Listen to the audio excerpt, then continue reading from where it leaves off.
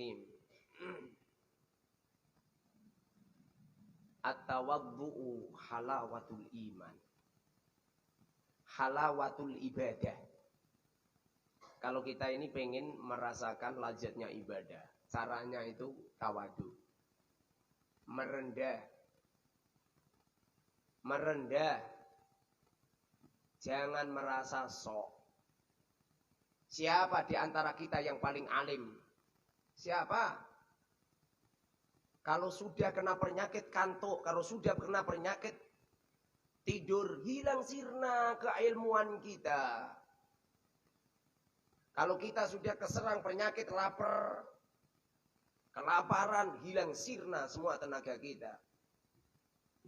Siapa di antara kita yang paling mulia? Siapa? Yang paling mulia siapa? Di saat Anda kentut, kemuliaan Anda hilang. Di saat Anda berak, kemuliaan Anda hilang. Siapa di antara kita yang paling hebat, yang paling kuat di saat engkau kena penyakit? Sirna. Siapa yang kemarin itu seakan-akan jagoan? Otot mata Anda baru dierorkan sama Allah. Mata Anda kemudian rabun, kemudian kena katarak, kemudian Anda buta. Hilang sirna semua kekuatan Anda. Kehebatan Anda hilang sirna semua. Kalau kita menginginkan halawatul ibadah. Kalau kita menginginkan ibadah itu lazat. Hidup ini lazat. Caranya adalah tawadu.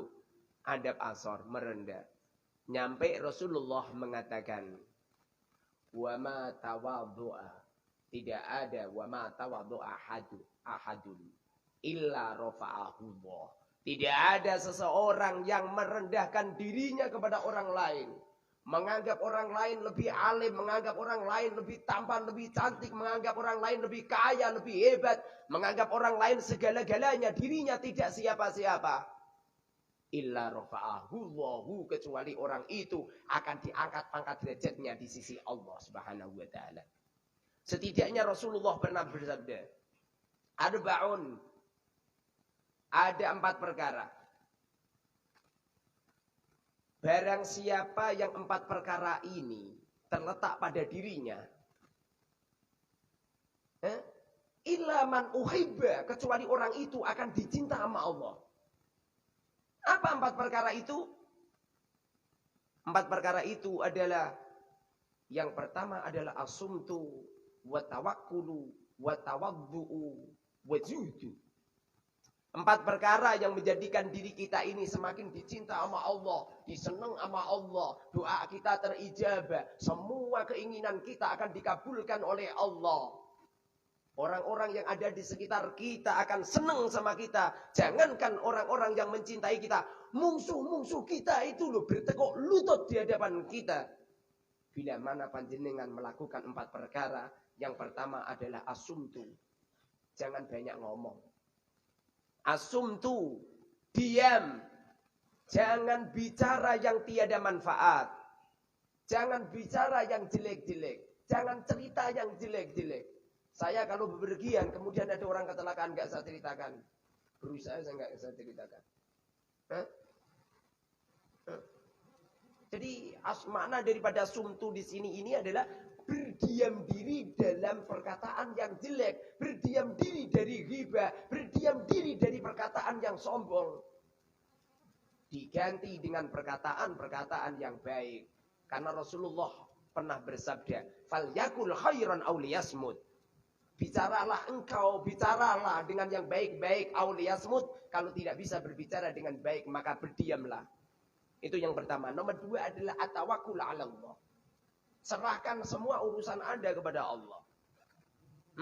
Anda melakukan apapun, serahkan semua urusan Anda kepada Allah. Artinya, apabila kita bergerak, berdiam diri, melangkahkan kaki kita, menggerakkan semua organ tubuh kita, pikiran, hati, semua panca-panca indera kita. Jangan sekali-kali keluar dari tatanan-tatanan yang telah diperintahkan oleh Allah ataupun yang dilarang oleh Allah.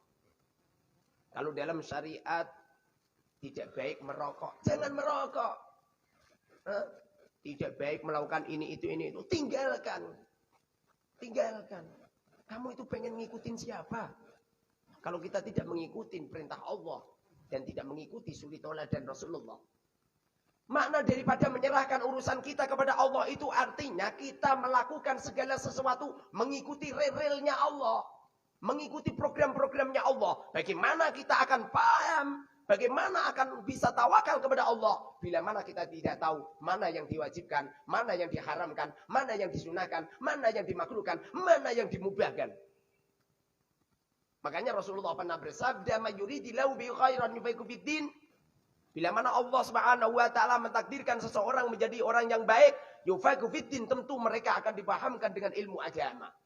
Dengan ilmu agama ini kita mampu untuk melakukan 4 perkara. Yang pertama adalah asumtu, nomor 2 adalah at-tawakkul 'ala Allah, nomor 3 adalah at-tawaddu, merendah.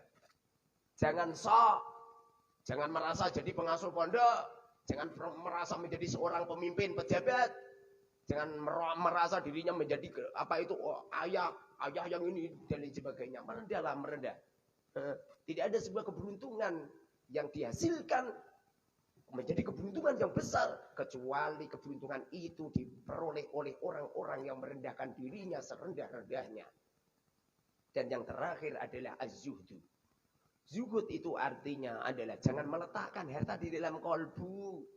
Jangan meletakkan harta di dalam pikiran. Udahlah. Saya itu sering ketamunan orang-orang. Sering. Itu tadi ada tamu tadi. Tak suruh roan. Itu setiap datang itu mesti hutang. Kadang 500, kadang sekian.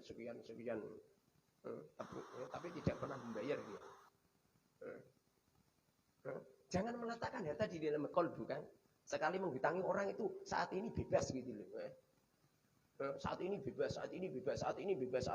Tidak ada orang yang berbuat salah kepada kita kecuali saat ini dimaafkan. Saat ini dimaafkan. Tiada orang yang mampu untuk memaafkan semua kesalahan orang, membebaskan semua tanggungan-tanggungan orang, membebaskan semua hutang-hutang orang, illa izan, kata Rasul. Kecuali orang itu akan diberi keistimewaan, keberkahan hidup, akan diberi kemuliaan yang luar biasa.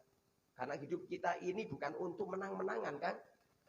Hidup kita ini untuk mengalah. Hidup ini untuk mengalah. Itu luarkan nyolong HP, nyampe songo gitu. Wallahi demi Allah, aku tidak menuntut kedua orang tuanya, saudaranya untuk mengganti.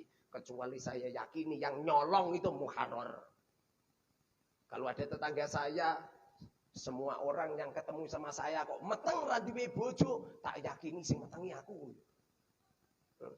Tak yakini aku lanangane. Gitu kan. Enggak usah merasa aman lah. Hidup kita ini jelek, pokoknya jelek.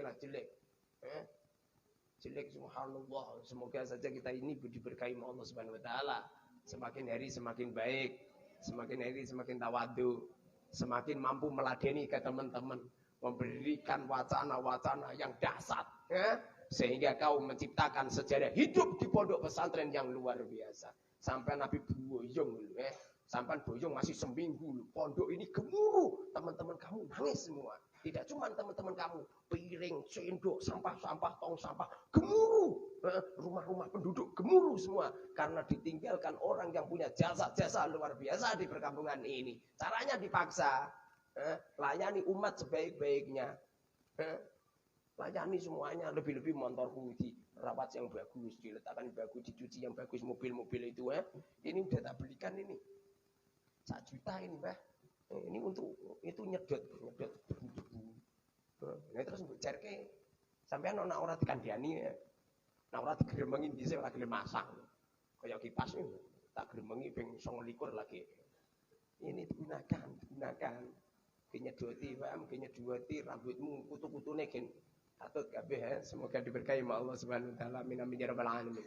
Alhamdulillahirabbil alamin. Allahumma shalli wa barik ala sayyidina Muhammad wa ala sayyidina Muhammad.